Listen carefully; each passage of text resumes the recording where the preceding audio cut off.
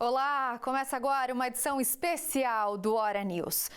A gente começa falando que o presidente Jair Bolsonaro deve anunciar na semana que vem quem será o novo ministro da Saúde. Nelson Teich ocupou o cargo por 28 dias e pediu demissão depois de um desentendimento com Bolsonaro.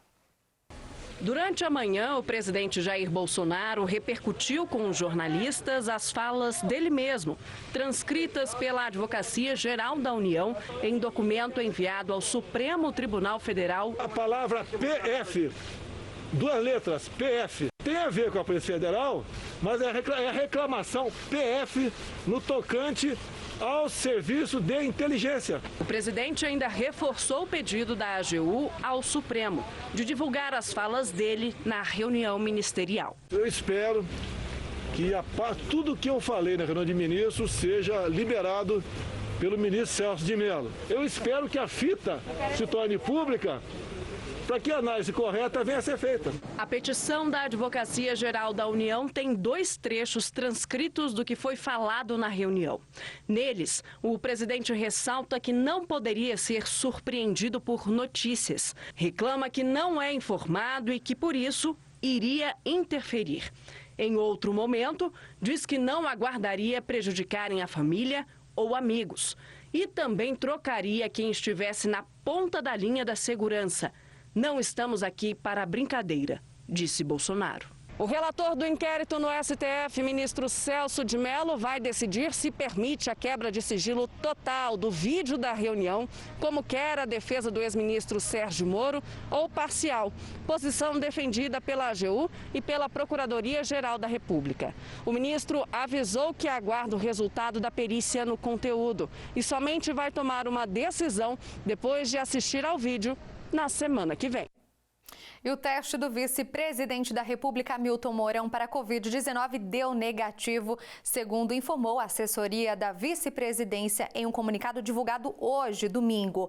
A mulher do general, Paula Mourão, também foi submetida ao exame e não está infectada pelo novo coronavírus. O casal segue em isolamento na residência oficial do Jaburu, em Brasília. De acordo com o comunicado, Mourão só vai voltar ao exercício da função na quarta-feira, depois dos resultados da contraprova. Mourão decidiu cumprir o período de isolamento social preventivo, porque teve contato com um servidor público próximo a ele, diagnosticado com a Covid-19.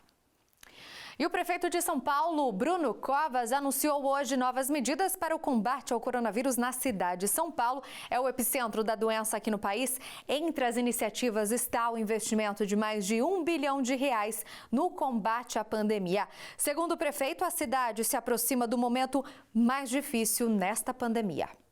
Estamos investindo mais R$1 bilhão e 200 milhões só na área da saúde, por conta da pandemia.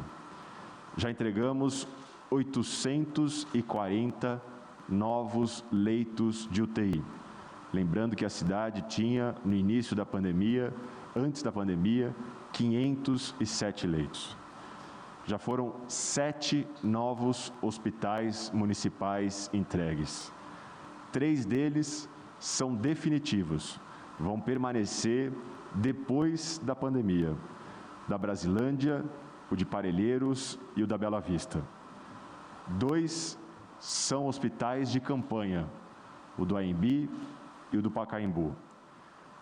2 foram reabertos em parceria com o setor privado, o Hospital da Cruz Vermelha e o Hospital da Unisa, no Capão Redondo, além da ampliação que fizemos no Hospital Municipal do Boi-Mirim, em parceria com o Hospital Albert Einstein.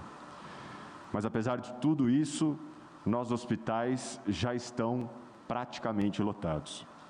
As enfermarias chegam a 76% de ocupação. Os leitos de UTI em 90%. Todos os dias estamos abrindo novos leitos, porque 9 entre 10 pacientes que são atendidos recebem alta. Mas a taxa de contaminação na cidade segue em alta. Infelizmente, inverteu uma tendência de queda que vinha até o início de maio. Precisamos diminuir. Estamos nos aproximando dos momentos mais difíceis. Bom, enquanto os campeonatos de futebol estão parados em praticamente todo mundo, jogadores e ex-jogadores aproveitam os tempos de pandemia para criar uma corrente de solidariedade. Pessoal, tudo bem? Tá? Uma seleção de craques contra os efeitos da pandemia.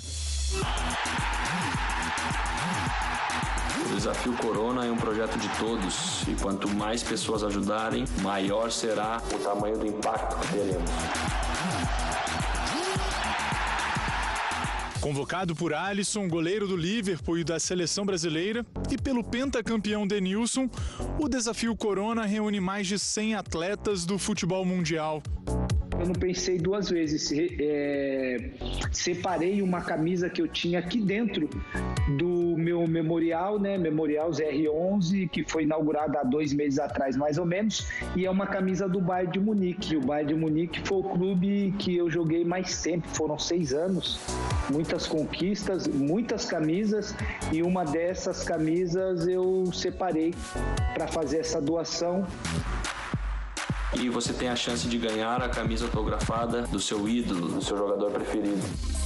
Leiloar camisas de futebol do acervo pessoal também foi a ideia de um ídolo botafoguense para ajudar os mais necessitados.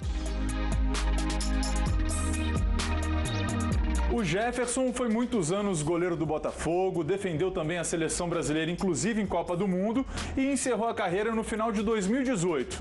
Mas agora, diante dessa pandemia, né, Jefferson, resolveu entrar em campo novamente, dessa vez pelo time da Solidariedade. É isso? É verdade, né? Hoje estou defendendo uma causa nobre aí, né? Eu, como muitos outros jogadores também, eu acho que estamos fazendo aí uma campanha, né, em cada cidade, em cada estado. Eu hoje que estou morando aqui em São José do Rio Preto, estou fazendo a minha parte aqui. Com o leilão da camisa que usou na Copa de 2014, Jefferson conseguiu arrecadar quase R$8 mil, valor que foi investido na compra de 200 cestas básicas, que ele mesmo fez questão de entregar de porta em porta em São José do Rio Preto, no interior de São Paulo.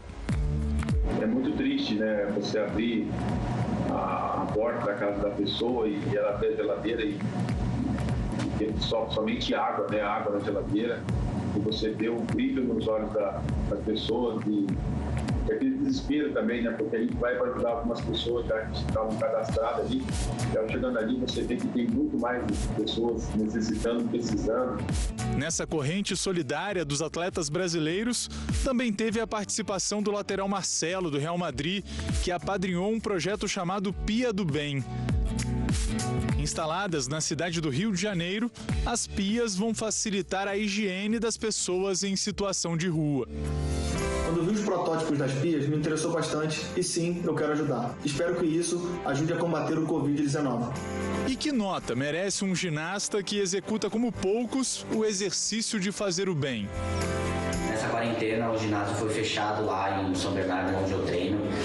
E eu tive essa ideia de fazer essas máscaras para doação. A minha família inteira está me ajudando, porque eu me propus a fazer bastante máscaras para poder ajudar o máximo de gente possível.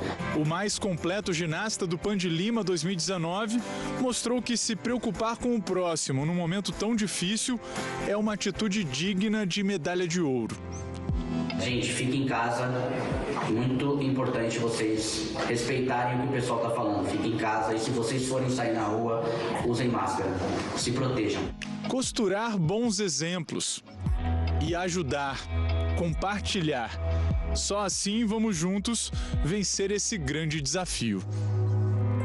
Eu não sei, Jefferson, se vai ser no tempo normal, na prorrogação ou até na decisão por pênaltis, mas o importante é que a gente vença essa batalha, né?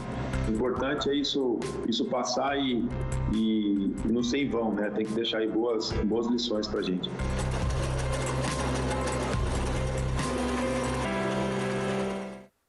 Uma startup de Ribeirão Preto, interior de São Paulo, lançou uma ação solidária em favor de entidades. A proposta é doar cuidados de saúde pelo aplicativo e a cada assinatura anual vendida no site da startup. A gente vai conversar agora com o Dr. Carlos Braga, que é médico de família e comunidade e CEO da BioApps. Doutor, muito obrigada pela disponibilidade em conversar aqui com a gente. Eu queria que você falasse como que funciona o aplicativo. Eu que agradeço. O aplicativo ele funciona ligando as pessoas que necessitam de um atendimento médico a uma equipe de saúde composta por médicos e enfermeiros. E aí a pessoa faz a adesão a esse aplicativo, tem um acesso e aí tudo que ela postar, tudo que ela necessita. Então, por exemplo, ela está com febre, está com dor de cabeça, precisa de uma dúvida de um remédio, ela coloca lá e em poucos minutos a equipe já responde, já orienta essa pessoa e se não conseguir resolver o problema, a gente até chama a pessoa numa videochamada para que faça uma teleconsulta. Como que surgiu essa ideia? A gente já trabalha com esse atendimento há mais de 3 anos, né? E a empresa ela realmente foi para o mercado há pouco mais de 1 ano. Mas diante de todo esse problema que a gente começou a enfrentar da pandemia, a gente percebeu que o nosso trabalho poderia ser mais benéfico a quem precisa. Então, nesse momento, a gente resolveu abrir a possibilidade para que qualquer pessoa acesse a nossa ferramenta e tenha o cuidado da nossa equipe. E como que funciona a compra de planos? Porque quando uma pessoa compra esse plano anual, automaticamente o dinheiro é revertido para uma entidade carente, né? Isso. O que a gente resolveu fazer nesse momento? Agora a gente entende que não é hora de ter lucro ou de ter vantagem como empresa. Então a gente quer realmente atender as pessoas. Nós fizemos o quê? Nós abrimos a nossa plataforma para qualquer pessoa aderir. Essa pessoa faz uma adesão num preço super acessível que a gente cortou tudo o possível para que a gente consiga atender a pessoa que faz a assinatura e doar mais 1 ano de atendimento a uma entidade de carente ou uma ONG parceira. Muito legal essa iniciativa. Só reforçando então para o pessoal, qual que é o site, caso a pessoa queira saber mais informações sobre o aplicativo e sobre essa iniciativa? É só a pessoa acessar o site bioaps.com e aí a pessoa já vai ser direcionada diretamente para a ação dessa nossa ação, para a página da nossa ação. Justamente agora a gente tirou todas as nossas outras páginas de entrada e colocou só essa ação porque nós estamos focados agora em ajudar pessoas. Nós já estamos ajudando pessoas em 16 estados do país e a gente quer atingir muito mais pessoas. Então, cada pessoa que aderir, a gente consegue ajudar mais uma e juntos nós vamos vencer essa batalha. Em meio à pandemia, muitas pessoas estão inseguras e até com medo. Nós vamos conhecer agora um projeto de psicólogos voltado para pessoas que estão sofrendo por conta do coronavírus. Eles atendem essas pessoas de todo o país de forma gratuita, portanto de graça, sem custo algum. A Camila Almeida está ao vivo aqui com a gente, ela que vai contar, trazer mais detalhes sobre esse projeto, né, Camila? Boa noite para você. Eu gostaria que você me contasse como que funciona esse projeto. Então, o nosso projeto, nós temos uma newsletter de psicologia do Rio de Janeiro com 8.000 assinantes. Nós convidamos alguns desses assinantes para entrar nesse projeto e são 200 psicólogos que estão atendendo gratuitamente, oferecendo até 2 consultas para pessoas que estão com qualquer demanda devido à pandemia. Pode ser médico que está na frente de atendimento, pessoas que estão em casa, em quarentena, sofrendo. Tem as pessoas que têm que ir trabalhar e estão ansiosas, estão com medo. Então, nós temos um Instagram, que é o @esse Rio de Janeiro RJ. Lá tem um link, você entra no nosso grupo e você vai ser atendido em até 24 horas por um desses psicólogos. Gratuitamente, são até 2 consultas. Muito legal. E para quem é o profissional que quer participar desse projeto, um psicólogo, por exemplo, como que ele pode fazer? No nosso Instagram tem 2 links. Um para quem quer ser paciente e precisa de atendimento e um para quem é psicólogo e quer entrar no projeto para atender gratuitamente. Então, lá tem os 2 links tanto para paciente quanto para psicólogo. Pode entrar lá e a gente atende também imediatamente. Muito legal a iniciativa. Esse projeto, Camila, só atende pessoas que estão com problemas causados pelo coronavírus ou não, em geral? Olha, o nosso projeto ele é voltado para essa demanda. Então, os nossos profissionais estão todos voltados para isso. Mas acontece, eventualmente, de aparecer alguns casos e quando eles são mais graves, pessoas que estão com tentativa de suicídio, pessoas que estão com conflitos internos muito grandes, às vezes pessoas com traumas de infância, pessoas que sofreram agressões na infância. Então, apesar de não ser o nosso objetivo, quando é algum caso muito grave, a gente encaminha. Em alguns deles, a gente consegue até uma terapia a longo prazo, de algum psicólogo que vai atender aquela pessoa por 6 meses e 1 ano gratuitamente.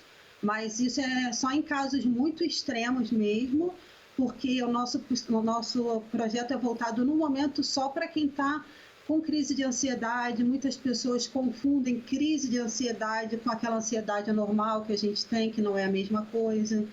Às vezes a pessoa está com crise e está achando que está infartando.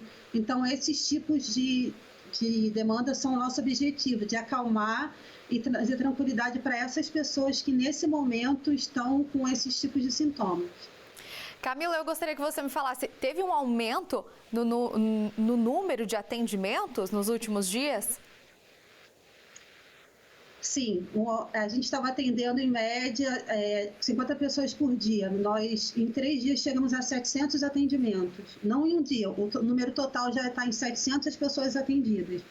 E conforme a gente está atendendo, essas pessoas elas vão contando para os amigos e vão contando para os parentes e está aumentando a demanda. E a gente nota que muitas pessoas não conseguem diferenciar o que estão sentindo. E a maioria das pessoas realmente são pessoas que, com o aumento do tempo da quarentena, estão sofrendo. Então, como a quarentena está se prolongando, a quantidade de pessoas sofrendo está aumentando, porque muitas estão perdendo emprego, muitas estão trancadas em casa 2 meses. Então, a quantidade de pacientes tem aumentado. Tá certo, então, Camila, mais uma vez, obrigada pela participação e parabéns pelo projeto, muito bacana essa iniciativa que vem ajudando muita gente agora nessa quarentena. Obrigada. Nós conversamos então com a psicóloga Camila Almeida e para saber mais sobre o projeto, acesse @PSRio de Janeiro RJ no Instagram e aí lá você consegue mais detalhes e como participar desse projeto. Ele é uma das referências nacionais. Um pãozinho fresquinho, ainda quente ou amanhecido. É bom de qualquer jeito, né? E agora, nessa época que muita gente está em casa, as receitas dessa paixão nacional não param de aparecer nas redes sociais. As redes sociais estão bombando com farinha e água. É pão para todo lado. De tudo que é jeito, feitos das mais variadas formas.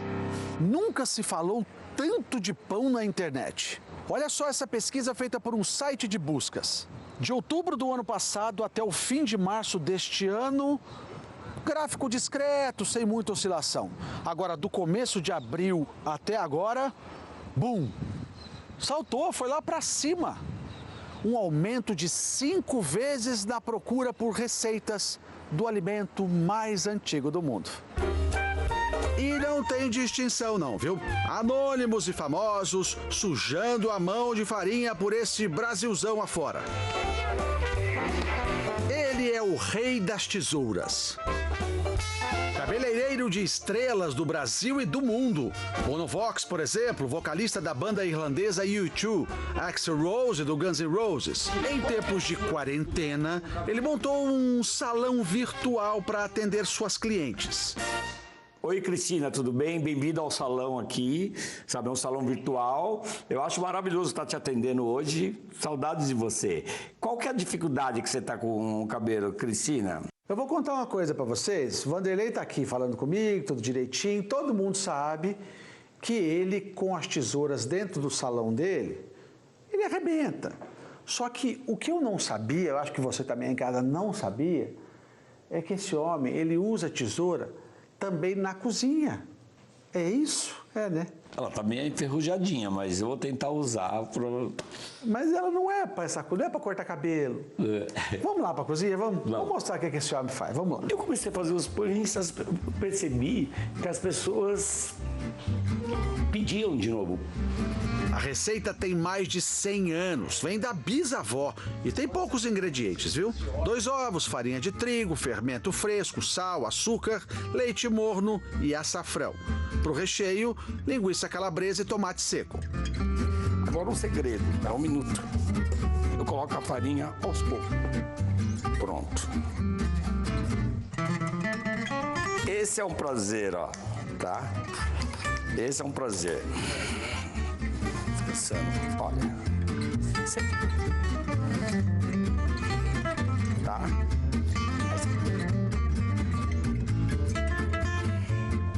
Olha que coisa mais divina.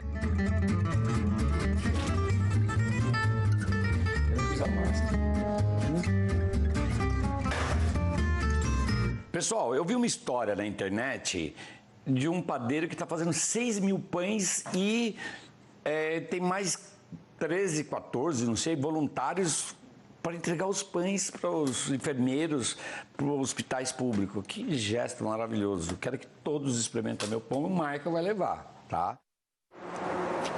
Isso aqui é uma escola, na verdade, uma escola de panificação. E acho que nada melhor que uma escola para ensinar as pessoas a respeito de solidariedade, de boas ações. Rapaz, você sabe o que nós viemos aqui, né? Para mostrar um pouco do trabalho de vocês, lindo que vocês estão fazendo. Obrigado. Isso aqui, ó, veio de um cabeleireiro, Vanderlei Nunes. O Vanderlei é um figura e olha, é um padeirão de mão cheia. São 6 mil pães por dia. 6 mil pães produzidos por dia. Começamos com 200 pães, no dia seguinte 600, na semana 2.700 e agora são 6 mil pães diariamente. Quer dizer, fiquei sabendo que nesse mês inteiro, do dia 1º até o dia 30, vocês entregaram 130 mil pães. 130 mil pães foram produzidos. Mas antes de saborear o presente, eles precisam dar conta dos 6 mil pães a serem feitos hoje. Rogério Shimura é o responsável por unir 13 pessoas, 26 mãos solidárias. A gente compartilha conhecimento e também multiplicamos os pães. No fim do ano passado, Rogério foi eleito o melhor padeiro do mundo pela União Internacional de Padarias e Confeitarias. Um título para quem já está na estrada há 32 anos. Mércio Curamucci é diretor de um hospital público de São Paulo. Veio buscar os pães oferecidos para a sua equipe, que tanto se dedica no combate à Covid-19. As doações que vem ajudando a gente, são momentos que a gente pode fazer com que haja esse que a gente chama sempre esse período de descompressão. Isso é muito importante para o servidor. Esses pães terão um bom destino e um acalento bem grande dentro dos nossos colaboradores do hospital. Com o carro abastecido de pães, Mércio segue rumo ao hospital. O líder abastecendo o seu exército na guerra contra o coronavírus. De volta à escola de panificação, uma corrente de braços, mãos e corações. Não tem como a gente não ficar orgulhoso e emocionado mesmo de toda noite quando a gente vai dormir. E quando a gente acorda 4 horas da manhã, 3h30, 4 horas, a gente acorda com o maior gás. Carros que chegam e partem o tempo todo, diariamente, recheados de bondade em forma de pães. Nós aqui do Asilo de Mendicidade São Vicente de Paulo, de Bragança Paulista, queremos agradecer muito essa doação para os mais de 100 idosos que aqui vivem. As pessoas se sintam abraçadas por nós por causa desse pãozinho, esse simples gesto. E tem bastante Fim de mais um dia de trabalho. Hora dessa turma dedicada comer o pão que foi feito só para eles. O pão é democrático e tem que estar na mesa de todos. E tem gente que é o único alimento durante o dia. Então a gente se sente muito orgulhoso e massageia o nosso coração.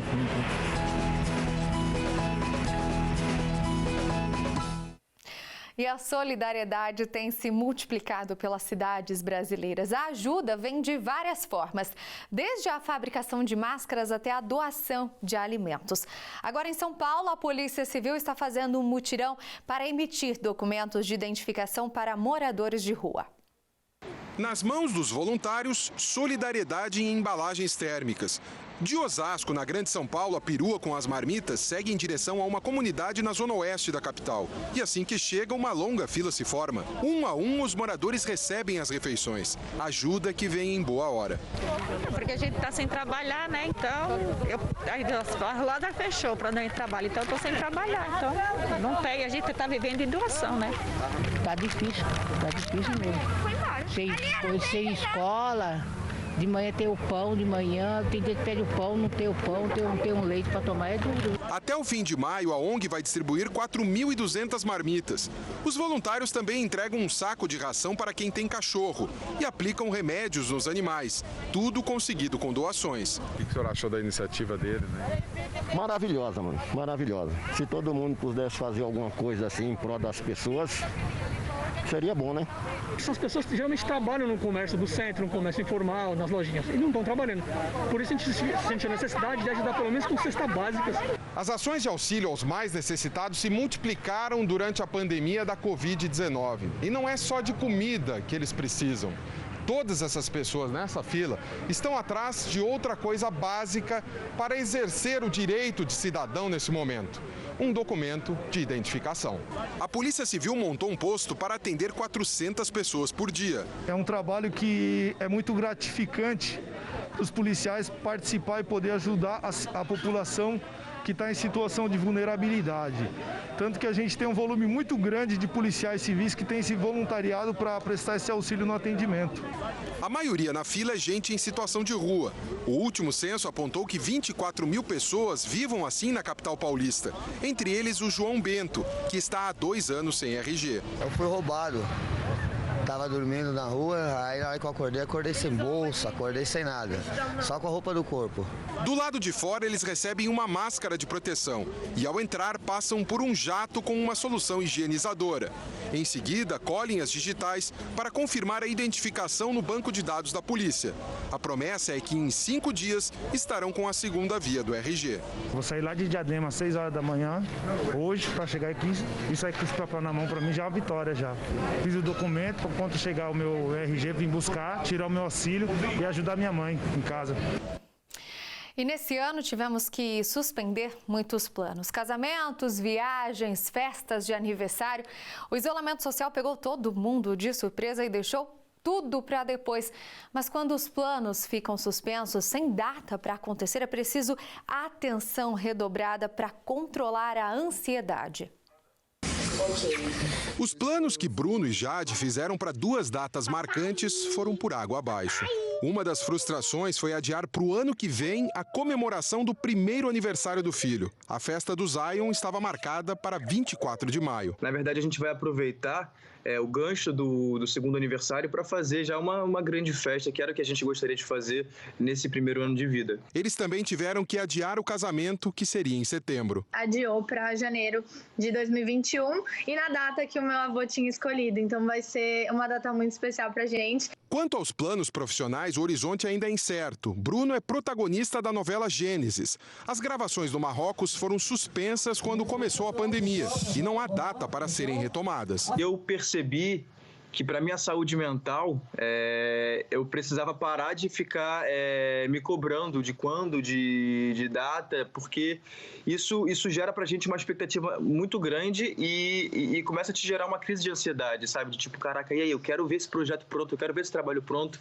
E eu entendi que realmente já não era mais comigo. A pandemia do coronavírus derrubou todas as nossas certezas e também adiou o sonho de fãs que queriam muito ver o artista preferido. Daqui a 2 semanas, esse lugar aqui estaria cheio de jovens à espera da apresentação da cantora norte-americana Billie Eilish, vencedora de 5 prêmios Grammy, o Oscar da música. É mais um show adiado aqui no estádio do Palmeiras e mais um vazio provocado pela quarentena. me, likes to sing along with me, but she won't sing this song if she... Tem pessoas que são muito apegadas às imagens que a mente cria. Elas são apegadas ao seu planejamento. Esse tipo de pessoa é candidatíssima até as maiores frustrações do mundo. E essas frustrações podem levar ao quê? A frustração é uma perda, né? A pessoa tem uma vivência de que ela está perdendo alguma coisa. Embora de fato ela não tivesse aquilo, ela tratava aquilo como se já fosse uma posse dela. A perda leva a um estado depressivo. O psiquiatra explica que não dá para viver sem fazer planos. Então é preciso entender que as circunstâncias exigem mudanças no nosso planejamento. Se veio um coronavírus, não permite aglomeração, eu tenho que ter a flexibilidade mental de mudar o meu planejamento. Eu não posso ficar preso. Lara e o noivo planejaram durante 8 meses o casamento que precisou ser adiado. Vinha todo mundo para Santos e agora a gente já não sabe mais. Meu casamento ia ser num sábado, dia 25 de abril, porque era aniversário do meu noivo. E aí agora passou para outubro, num domingo, em véspera de feriado. Então a gente já não sabe mais se é todo mundo que vai conseguir vir. Nem a lua de mel ela sabe se vai ter. A viagem que o casal faria para a África do Sul foi cancelada. Não sei quando que voltam as viagens internacionais, eu não sei como que vai ficar o dólar. Eu não sei como que as companhias aéreas vão lidar com isso no pós-pandemia. Então, realmente, o que a gente tem que ter de lição de tudo isso é de que a gente precisa viver muito mais o agora do que o amanhã. O aumento de horas diárias de convivência entre os casais nessa quarentena tem colocado relacionamentos à prova, seja entre os anônimos ou entre os famosos.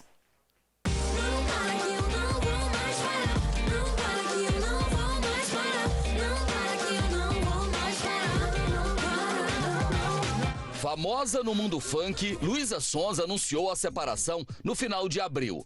O relacionamento da funkeira com o Whindersson Nunes já vinha dando sinais de que não ia bem. Tanto que eles tiveram que desmentir vários rumores de crise no relacionamento. A separação foi comunicada nas redes sociais com esta foto em que os dois aparecem abraçados e de costas. Num texto longo, o casal oficializou o rompimento. Num trecho do texto, eles escreveram: "A gente teve uma vida linda como casal e arriscamos dizer que quase perfeita. Tão perfeita a ponto de entendermos que existe um momento que é preciso parar para não estragar o que foi realmente tão lindo." Apesar da separação, os dois continuam amigos. Tanto que dias depois de anunciarem o rompimento, o Whindersson Nunes comemorou o sucesso da live da ex-mulher. Teve trocas de mensagens nas redes sociais. Luísa chegou a se emocionar ao cantar Olhos Castanhos, música escrita por ela em homenagem ao Whindersson. É regando que a flor nasce, é amando como floresce, e é vida, coração. Para essa psicóloga e terapeuta de casais, a pandemia do coronavírus não está provocando as separações.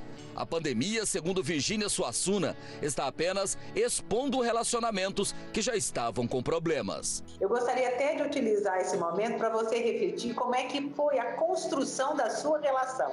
Gostaria que você comparasse com a casinha dos 3 porquinhos. Seu relacionamento foi de palha, foi de madeira ou foi de tijolinho? Porque se de repente foi de palha, o lobo mau, metaforicamente aqui referido como coronavírus, soprou e caiu. Então acho que é importante, aquelas casinhas que estão aí vão, não vão, é hora da gente rever, porque o tempo de hiperconvivência vai trazendo uma série de análises e reflexões, até porque que estamos juntos. Então, se vocês ainda estão juntos, vamos tentar cimentar, vamos tentar reconstruir. E tem um aspecto que a Virgínia, que é psicóloga e terapeuta de casal há mais de 40 anos, destaca, que é muito interessante para evitar os conflitos nesse período, principalmente entre casais, que é um contrato de relacionamento. Como é que funciona isso, Virgínia? Vocês estão achando que, gente, no casamento é só ir lá no cartório e assinar um contrato, né? Separação de bens, etc. Não, não é. Eu acho que o contrato ele tem que ser revisto diariamente. Só que antes da pandemia a gente nem pensava no contrato, né? Saía de manhã, encontrava à noite e aí as coisas iam se avolumando e a gente colocando a sujeira debaixo do tapete. Eu acho agora que a gente precisa recontratar. O casamento de Maíra Cardi e Arthur Aguiar também não resistiu à pandemia. Em entrevista, Maíra contou que tudo o que ela fazia era contra o que ele faria. Maíra disse que esse foi o maior motivo da separação. Na entrevista, ela disse: "E não é culpa dele, é minha, porque eu escolhi. A gente é muito diferente em todos os sentidos. Ele odeia que falem da vida pessoal, então não podia me expor nem falar o que queria", disse a agora solteira Maíra Cardi. Apesar da separação, Maíra contou nesse vídeo que ela e Arthur serão sempre amigos. Tem coisas que a gente tem que abdicar para que a gente possa ser mais feliz, para que o outro possa ser mais feliz. Eu e o Arthur seremos sempre amigos e pais da Sofia, mas não somos mais homem e mulher. Não é com facilidade nem com alegria que eu trago essa notícia para vocês, mas é com o coração tranquilo por ser necessário. Virgínia Suassuna diz que Arthur Aguiar e Maíra Cardi podem ter sido vítimas de namoro e casamento rápidos demais. Que de repente não houve uma construção suficiente, não houve um tempo de amadurecimento. Eu gosto muito de associar a vida com a natureza, né? Existe o tempo, é até meio bíblico, né? O tempo de plantar, o tempo de colher. Então, esse tempo de amadurecimento, ele não muitas vezes é suficiente. Eu conheço um outro casal interessante, eles estavam quase que casando, mas não sabiam se iam casar ou não. Quando começou a pandemia, eles resolveram morar juntos. Olha, anteciparam aí um contrato. E conversando com eles outro dia, né, ele até me disse: "Nossa, eu tô achando tão bom esse momento, porque eu tô vendo que não daria certo." Maíra Cardi ficou famosa ao fazer o acompanhamento de Anitta e cantoras como Maiara e Maraísa, que perderam muito peso. Um detalhe chamou a atenção nessa separação. Maíra e Arthur continuam morando na mesma casa e dormindo na mesma cama, apesar de separados. Para a psicóloga Virgínia Suassuna, muitos casais transformaram o namoro em amizade. É como se fossem dois irmãos vivendo na mesma casa. Eles se amam, mas não sentem atração. Eu já atendi casais assim, que eles realmente terminaram o relacionamento, mas continuam na mesma casa e muitas vezes na mesma cama. Porque olha que interessante, muitos casais, eles realmente se gostam muito, eles se respeitam, mas eles não sentem a atração sexual um pelo outro. Sabe aquele casal que virou irmão? De repente pode conviver, até muitos fazem essa opção em função dos filhos. Mas alguns casais que eu conheço, eles fazem a opção também de conviverem como irmãos, mas eles têm outro relacionamento extraconjugal, que não é extraconjugal, porque não existe mais essa relação de conjugalidade. Então, é possível casais que se separem e permanecerem na mesma casa. Gente, tudo depende do contrato. Se couber no seu coração, faça, não tem nada errado.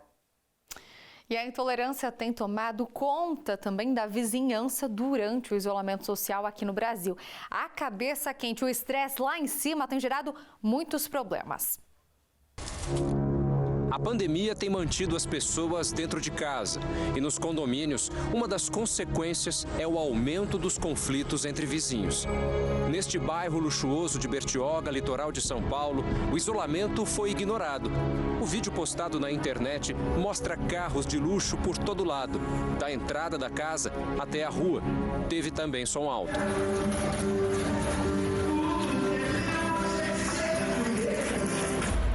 poucos dias, o dono desta casa aqui, que fica num condomínio no litoral paulista, fez uma festa de aniversário e chamou vários amigos. Só que a aglomeração durante a quarentena incomodou e preocupou os vizinhos, que chamaram a segurança. Quem promoveu a festa foi o advogado Fernando Andrade Vieira, que recentemente completou 35 anos. Fernando faz parte de um grupo de pessoas com carros esportivos de luxo. Em uma entrevista para uma revista de circulação nacional, Fernando disse que é um ex-policial de origem humilde e reclamou da inveja contra pessoas bem-sucedidas. O escritório do advogado fica aqui no centro de São Paulo. Vamos ver se ele concorda em falar conosco. Já tínhamos uma entrevista agendada, mas ele desistiu. Vamos tentar. O senhor pode me dar uma ajuda? Eu queria tentar falar com o advogado, o doutor Fernando Andrade Vieira. Ah, então tá bom. Tá jóia, então. Tá ok, muito obrigado, viu? Bom dia, tchau, tchau. Obrigado, viu, meu amigo? Okay. Bom dia, bom trabalho. Tchau, tchau. Quem me atendeu disse que o advogado, de fato, não estava nessa unidade deles, que fica aqui no centro de São Paulo. Estaria num outro endereço em que a pessoa não soube me informar. Portanto, vamos sair daqui sem falar com o Dr. Fernando. Nos prédios, festas barulhentas também são um dos principais motivos de reclamação. Na cobertura deste condomínio, localizado num bairro nobre de São Paulo, mora Gabriel Jesus, jogador do Manchester City e da seleção brasileira. Durante o mês passado, o lugar ficou famoso por várias festas que duravam toda a madrugada, com som alto e gritaria, como explica um morador deste outro prédio, que pediu para não ser identificado. Era praticamente, sei lá, 2, 3 noites por semana, um barulho muito grande, uma algazarra, onde a gente ouvia música, instrumentos musicais e gente gritando, gente cantando.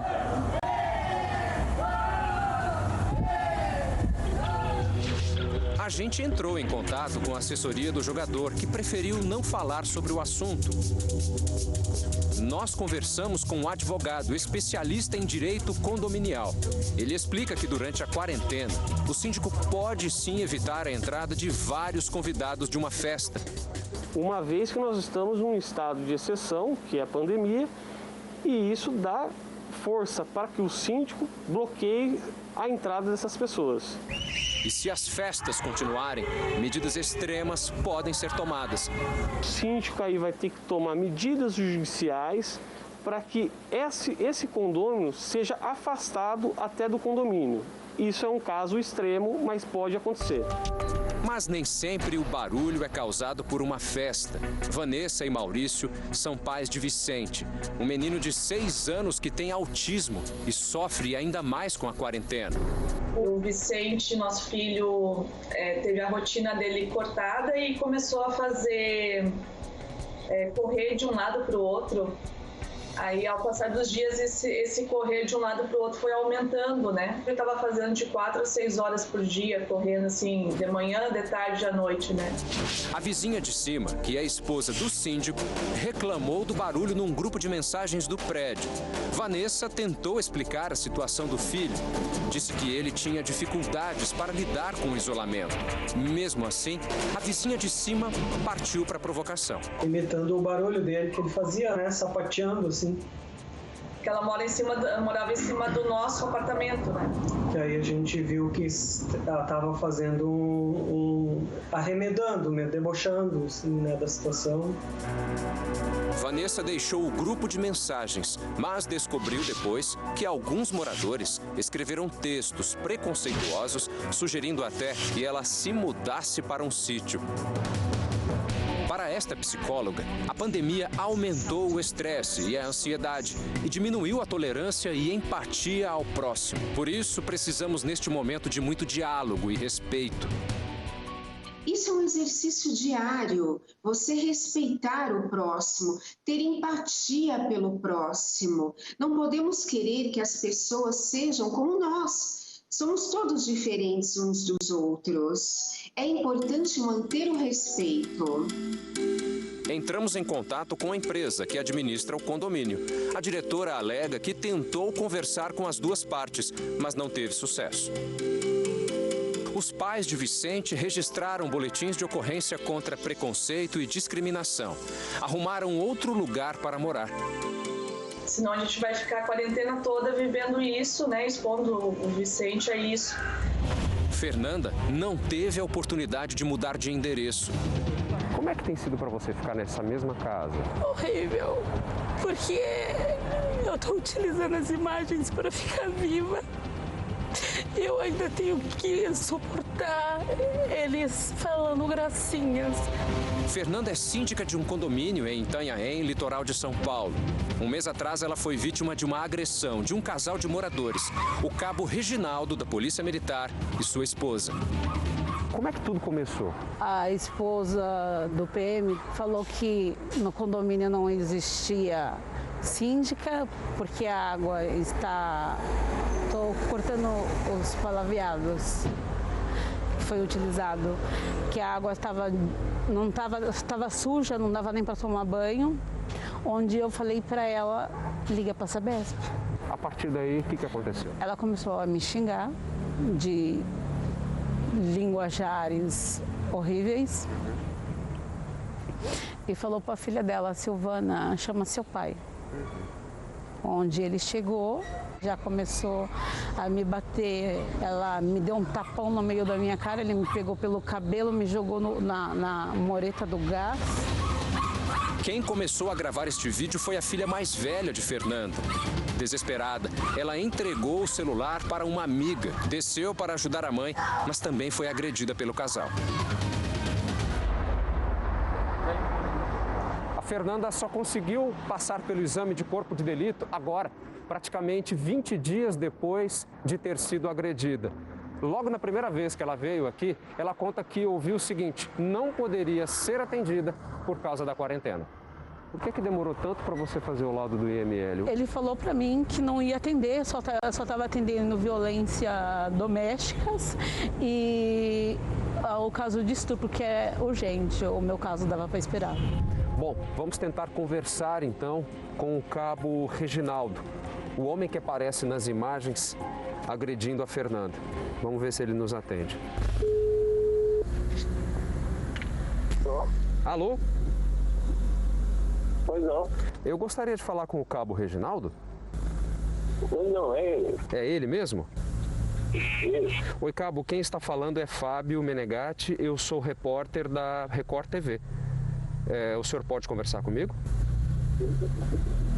Então, se for relacionado à ocorrência lá, sim. Eu fui orientado pela Correge que é para não estar comentando nada. Sobre as agressões que o senhor cometeu à síndica? O senhor é sua esposa?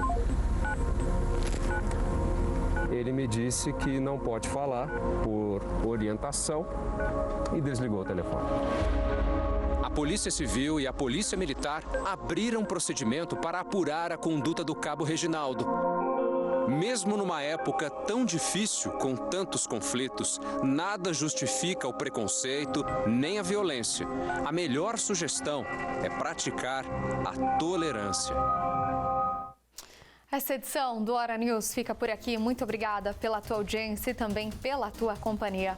Até a próxima.